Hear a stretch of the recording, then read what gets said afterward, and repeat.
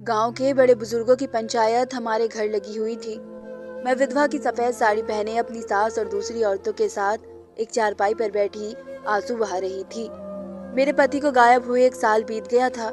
इस दौरान एक लाश भी नहर के पास मिली थी, जिसे देखकर यही लग रहा था कि वो मेरे पति की है और वो मर चुके हैं। और गांव के रिवाज के मुताबिक मेरी शादी मेरे देवर से कर दी जानी थी, क्योंकि हमारे गांव में विधवा भाभी की शादी देवर से कर दी जाती है। इसलिए जब सरपंच ने कहा अमन को मुझसे शादी करनी पड़ेगी, तो यह सुनकर वो ऐसे गुस्सा हुआ था। कहने लगा, मुझे ये फैसला बिल्कुल भी मंजूर नहीं। मेरी भाभी मेरी बड़ी बहन जैसी है, मुझसे 6 साल बड़ी है। मैं कभी भी उनसे शादी नहीं कर सकता।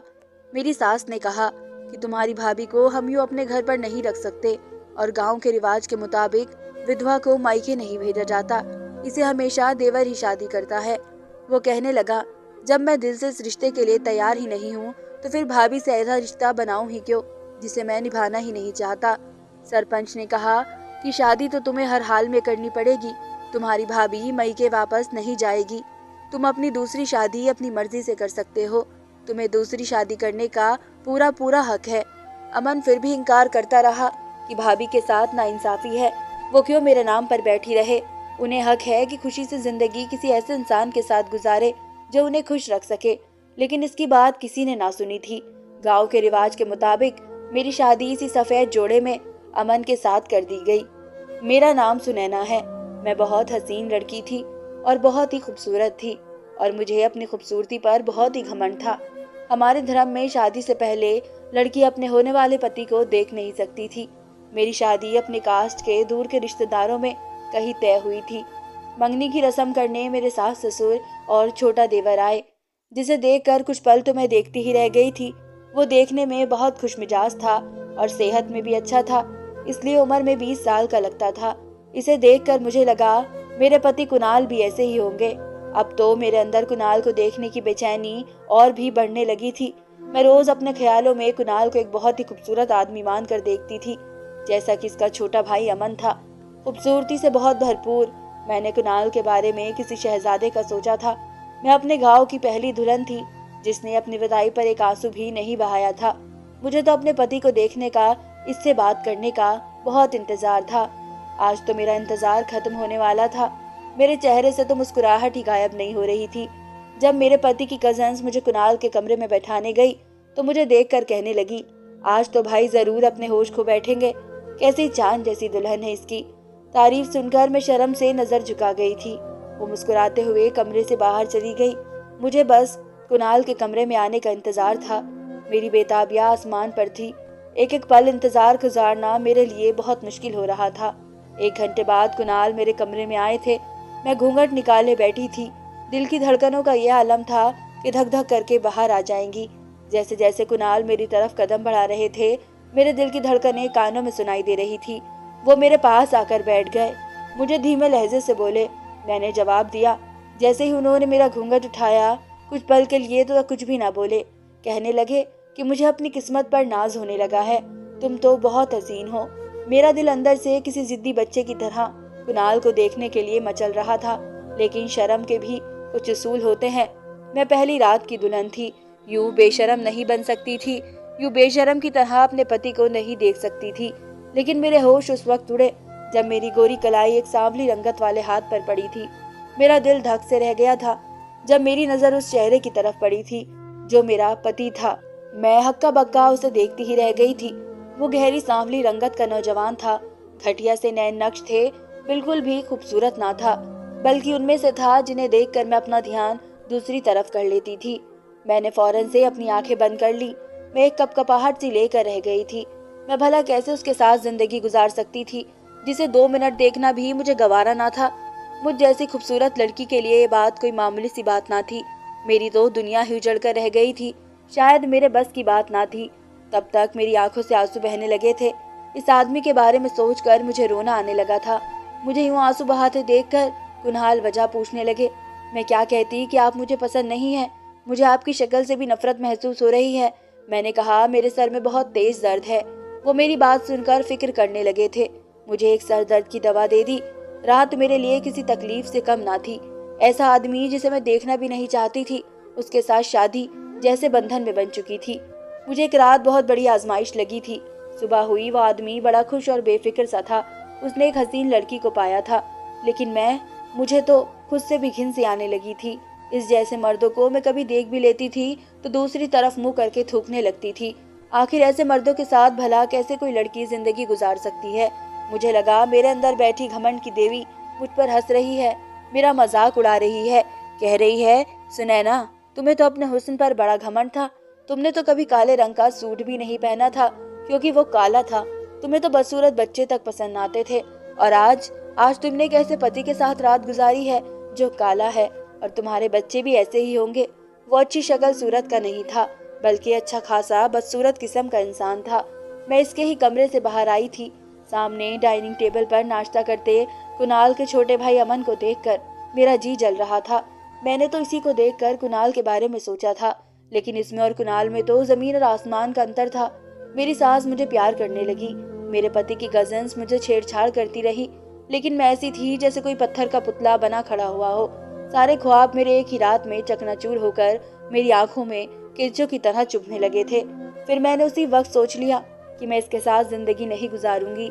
कुछ दिन बाद मुझे पता चल गया कि मेरे देवर की उम्र 14 या 15 साल है, लेकिन इसकी तंदुरुस्ती और सेहत खूबसूरती से वो अपनी उम्र में 4-5 साल बड़ा लगता था।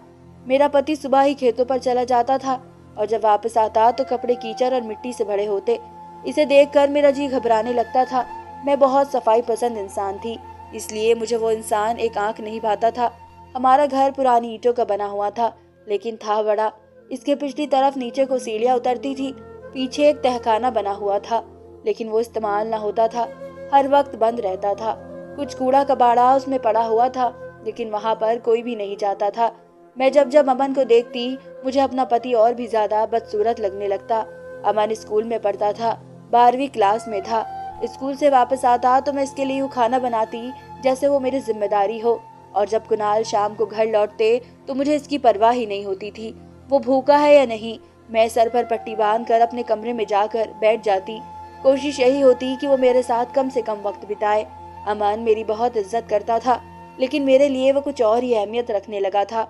हमारे गांव में ये भी रस्म थी कि अगर किसी के साथ कोई हादसा पेश आ जाए, वो मर जाए, तो उसकी बीवी की शादी छोटे देवर से कर दी जाती थी।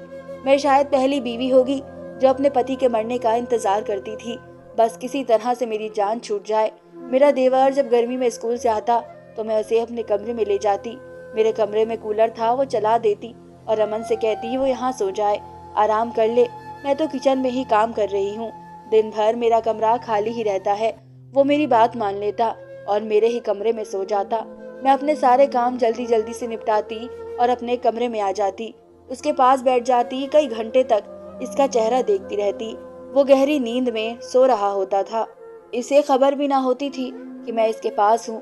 पहले तो बस मुझे अमन को देखने की इच्छा होती थी, लेकिन अब मेरी इच्छा ये होती कि मैं इसको छूकर देखूं। मेरे लिए अपने जज्बात पर काबू करना बहुत मुश्किल हो जाता था, क्योंकि अमन ऐसा ही था जैसा कि मैं अपने लिए पति सोचती थी। वो गहरी नींद में सो रहा था। जब मैंने इसके खूबसूरत चेहरे को अपने हाथ से छूना शुरू किया, मेरे हाथ का एहसास पाकर इसकी नींद में खलल पड़ गई थी। जैसे ही इसने आंखें खोली, मुझे अपने पास देखकर घबरा कर उठकर बैठ गया। मैंने कहा, क्या हुआ? मैं तुम्हारी भाभी हूँ, तुमसे बड़ी हूँ, तुम क्यों मुझसे घबरा रहे हो? मेरी बात सुनकर उसकी घबराहट कुछ कम हुई थी। कहने लगा, आप मेरी बड़ी बहन जैसी हैं, लेकिन मुझे अच्छा नहीं लगता जब कोई मुझे यूं छुए। तो वो मेरे कमरे से उठकर बाहर चला गया, लेकिन मैं अपने दिल के हाथों मजबूर हो गई थी। बहाने बहाने से इसका हाथ पकड़ लेती, इसके गले लग जाती और कहती कि तुम मेरे छोटे भाई जैसे लगते हो। मुझे अपने छोटे भाई की याद आ रही है, इसलिए तुम्हारे गले लग गई। तुम्हें बुरा तो नहीं लगा ना मेरा पास आना? शायद उसके होश उड़ाने लगे थे। वो अब मुझसे दूर दूर रहने लगा था। जब भी मैं इसके पास जाने लगती, वो कतरा कर अलग हो जाता। लेकिन अब मुझे इसके पास रहने की इच्छा होने लगी थी। लेकिन मसला सारा कुणाल का था। न वो कमबख्त बीमार होता था, ना ही मरता था।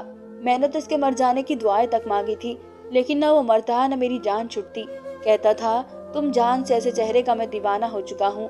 इसके काले हाथ जब मेरे चेहरे को छूते तो मैं नफरत से उन्हें झटक देती। मैं कहती, मेरी तबीयत ठीक नहीं है। मैं इससे दूर रहने के बहाने ढूंढती थी।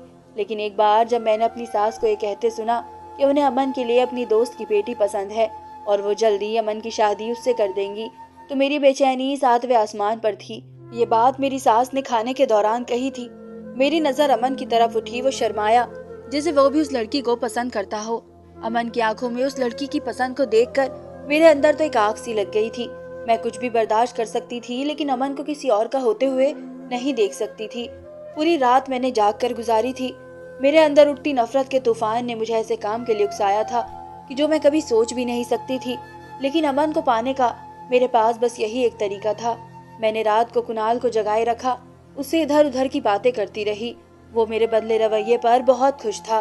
कहने लगा, रोज तो तुम्हें सोने की जल्दी होती है, मुझसे बात तक नहीं करती, आज कैसे इतनी देर तक जाग रही हो और मुझसे बातें भी कर रही हो। वो बहुत खुश नजर आ रहा था कि मैंने उसे वक्त दिया है। मैंने कहा कि मैं अभी आती हूँ। मैंने उसके लिए गाजर का हलवा बनाया था जिसमें मैंने जहर डाल दिया था। वो हलवा मैंने कुणाल को खिला दिया और फिर कहा कि कुणाल, मुझे कमरे में घुटन हो रही है, हम दोनों बाहर चलते हैं, खुली हवा में टहल लें। कुणाल तो मेरी हाँ में हाँ मिला रहा था और मेरे इस रवैये पर हैरान था। वो मेरे साथ बाहर आ गया और चलते चलते मैं उन्हें घर की पिछली तरफ ले आई और फिर इसी तहखाने के पास ले आई। मैंने कहा, तहखाने में क्या है? कुणाल कहने लगे, कुछ नहीं है, घर के कबाड़ का सामान है। मैंने कहा, मैंने आज तक ये तहखाना नहीं देखा, मुझे अभी ये तहखाना देखना है। कुणाल कहने लगा, ये भी कोई देखने की चीज है? मैंने कहा, मुझे देखना है। कुणाल ने मेरी जिद पर उस तहखाने का दरवाजा खोला और सीढ़ियां उतरकर नीचे आ गए। उनकी तबीयत अब घबराने लगी थी। वो कहने लगे, वापस कमरे में चलते हैं ना, न जाने क्यों बहुत घबराहट हो रही है। मैंने उन्हें कमर से धक्का देकर जमीन पर गिराया था। वो मेरी इस हरकत के लिए तैयार ना थे, इसलिए जमीन पर जा गिरे। अब जहर उन पर असर कर चुका था, उन्हें सांस लेने में दिक्कत हो रही थी। वो बहुत बुरी तरह से खांसने लगे, अपना गला पकड़ने लगे, कहने लगे, मुझे सांस नहीं आ रहा, मेरा दम घुट रहा है। मैंने कहा, इसलिए कि मैंने तुम्हें जहर दिया है, मुझे तुमसे नफरत है। मेरे घर वालों ने तुमसे न जाने क्या देखकर मेरी शादी कर दी। तुम मेरे लायक नहीं हो कि मैं तुम जैसे बदसूरत आदमी के साथ जिंदगी गुजारूं। वो अब हिलजुल नहीं रहा था, वो मर चुका था। मैं इसकी लाश वहीं छोड़कर उस तहखाने से बाहर निकल आई। सब सो रहे थे। मैं बहुत घबराई हुई थी। मुझे अपनी हरकत पर जरा भी अफसोस ना था। मैं अपने कमरे में आ गई। मुझे लगा मेरे सर से एक बोझ उतर गया है। अगले दिन जब मेरी सास ने कुणाल के बारे में पूछा तो मैंने कहा, रात को उनके किसी दोस्त का फोन आया था। वह मुझे कहने लगे कि मैं खेतों में जा रहा हूँ, तुम आराम करो। मेरी सास कहने लगी, आज तक तो वो कभी आधी रात को बाहर नहीं गया। मैंने कहा, तो मैं झूठ बोल रही हूँ। हमारे गांव में एक नहर थी जहाँ आए दिन किसी न किसी के डूब के मरने की खबर आती रहती थी। इत्तेफाक से खबर वहां से भी आ गई कि नहर से एक आदमी की लाश मिली है, लेकिन उसका चेहरा पहचाना नहीं जा रहा है। जो कपड़े इस आदमी ने पहने थे, मैंने जब इसे देखा तो कह दिया कि ये कुणाल ही है। कुणाल की मौत की खबर ने तो घर पर कोहराम सा मचा दिया था। सब रो रहे थे और मैं रोने का ड्रामा कर रही थी। सबको लग रहा था कि मुझे बहुत दुख हुआ है, लेकिन मेरे अंदर तो जैसे बहुत बड़ा बोझ कम हो गया था। मेरी सास की बहुत बुरी हालत थी। बेटे का गम उनसे बर्दाश्त नहीं हो रहा था। वो बार बार बेहोश होकर गिर जाती थी। अमन पर सारी जिम्मेदारी आ चुकी थी, इसलिए उसने पढ़ाई भी छोड़ दी। इसे कुणाल का भी बहुत दुख था। बहुत से लोगों का ये भी ख्याल था कि कुणाल का इंतजार कर लेना चाहिए। मैं जानबूझकर अमन को देखकर रोने लगती, कुणाल को याद करने लगती ताकि इसकी हमदर्दी हासिल कर सकूं। वो मुझे तसल्ली देता कि परेशान ना हो। 1 साल बीत गया था। इसके बाद जब ये यकीन हो गया कि वो लाश कुणाल की ही थी, पंचायत बैठ चुकी थी कि गांव के रिवाज के मुताबिक अमन को मुझसे शादी करनी पड़ेगी। ये बात सुनकर अमन ने इनकार कर दिया। कहने लगा, मैं उन्हें अपनी बड़ी बहन समझता हूँ। लेकिन वो लोग कहने लगे, भाभी से तुम शादी जरूर करोगे, चाहे बाद में अपनी मर्जी से दूसरी शादी कर लेना। सरपंच के लोगों ने मिलकर मेरी और अमन की शादी कर दी और मैं अमन की भाभी से बीवी बन गई। अमन मुझसे और भी ज्यादा कतराने लगा था। हालांकि मैं इसके करीब आने के लिए बेचैन थी।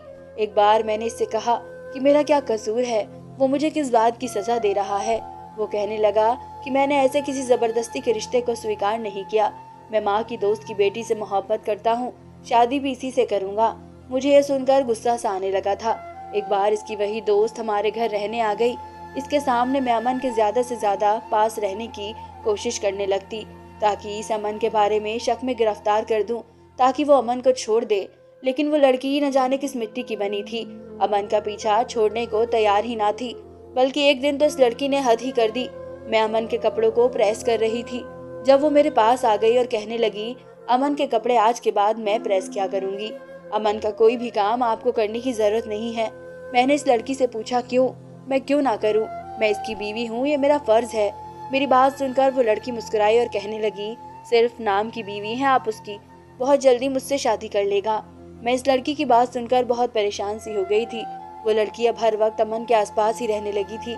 मैं जब भी इस लड़की को अमन के आसपास देखती तो मेरा दिल जलने लगता। वो मुझे अमन के किसी काम को हाथ नहीं लगाने देती थी। मैंने इस बात की शिकायत सास से कर दी कि इस लड़की का यहाँ रहना सही नहीं है। अब जबकि मैं अमन की बीवी हूँ, ये मुझे अमन के दिल में जगह बनाने नहीं दे रही। मेरी बात सुनकर मेरी सास ने मुझे हैरत से देखा। कहने लगी, अमन ने सिर्फ एक रस्म निभाई है, वो इस शादी के लिए तैयार नहीं था, इसलिए मैं इसकी शादी पायल से कर दूंगी। ये सुना था कि मेरे अंदर इस लड़की के लिए और भी नफरत के जज्बात उभरने लगे। मैंने अमन को पाने के लिए अपने पति तक को जहर दे दिया था, तो ये लड़की क्या चीज है। एक रात मैं अपने कमरे से उठकर अमन के कमरे में चली गई। वो गहरी नींद सो रहा था। मैं इसके साथ जाकर लेट गई। कमरे का दरवाजा भी बंद नहीं किया ताकि पायल मुझे अमन के साथ देख ले, और हुआ भी यही। वो शायद अमन को जगाने आई थी। मुझे इस तरह से देखकर वहीं से पलट गई, लेकिन फिर भी वो अमन के साथ वैसे ही हंस बोल रही थी। मुझे इस लड़की के ढीठपने पर गुस्सा आने लगा। मैंने चंद दिन बाद जानबूझकर उल्टियां करनी शुरू कर दी। मैंने कहा, मैं प्रेग्नेंट हूँ, रात को मैं अमन के साथ सोती हूँ। मेरी बात पर वो लड़की मुझसे लड़ने लगी। फिर अमन से कहने लगी वो इससे शादी नहीं करेगी क्योंकि वो बर्दाश्त नहीं कर सकती कि अमन दो बीवियों को एक साथ रखे, या तो वो उसे छोड़ दे या मुझे छोड़ दे। अमन ने कहा कि वो एक ही बीवी को रख सकता है और मुझे नहीं छोड़ेगा। वो लड़की ये सुनकर वापस चली गई। एक दिन अमन ने मुझसे कहा कि वो मेरे साथ जिंदगी गुजारना चाहता है। मेरी खुशी की तो इंतहा नहीं रही थी। मेरी इच्छा पूरी होने जा रही थी। मैंने रात में खुद को खूब सजाया संवारा। फिर जब अमन मेरे कमरे में आया तो एक रुमाल से अपना मुंह छुपा रखा था। मुझसे कहने लगा, अगर मुझे ये सच बता दो इस दिन तुमने भाई के साथ क्या किया था, तो मैं तुम्हें खुशी से अपना लूंगा, क्योंकि मैं इस तहखाने में अपने भाई की डेड बॉडी देख चुका हूँ। मैंने कहा, मैंने तुम्हारे खातिर बड़ी कुर्बानियां दी है। मैंने सब कुछ सच बता दिया। उस आदमी ने भी अपना रुमाल उतार दिया। उसे देखकर मेरे होश उड़ गए थे। वह तो कुणाल थे, मेरे पहले पति। मैंने कहा, मैंने तो आपको मार डाला था। फिर उन्होंने मुझे बताया कि वो मरे नहीं थे। इस तहखाने का एक रास्ता बाहर की तरफ खुलता था। वो वहां से बाहर निकल गए और नहर में गिर गए। वो नहर उन्हें बहाकर दूसरे गांव ले गई। वहीं किसी ने उनकी जान बचा ली। जब उन्हें होश आया तो पता चला कि वो 6 महीने से बेहोश थे। फिर उन्हें पहले तो कुछ याद नहीं आया। इसके बाद जब उनकी याददाश्त वापस आई तो वो चुपके से गाँव आ गए। इस वक्त तक मेरी शादी अमन से हो चुकी थी। उन्होंने अमन को सब कुछ बता दिया था। मेरे मुंह से सच उगलवाने के लिए सारा ड्रामा रचाया था। मेरी सारी हकीकत सामने आ गई थी। इसलिए मुझे अमन ने तलाक दे दी। मुझे किसी ने भी नहीं अपनाया। मैं एक दरबार के बाहर भीख मांगने पर मजबूर हो गई। मेरा सारा हुस्न फीका पड़ गया था, जिस पर मुझे घमंड और बहुत गुरूर था। ये सब मुझे मेरे गुरूर और घमंड की वजह से मिला था। धन्यवाद दोस्तों।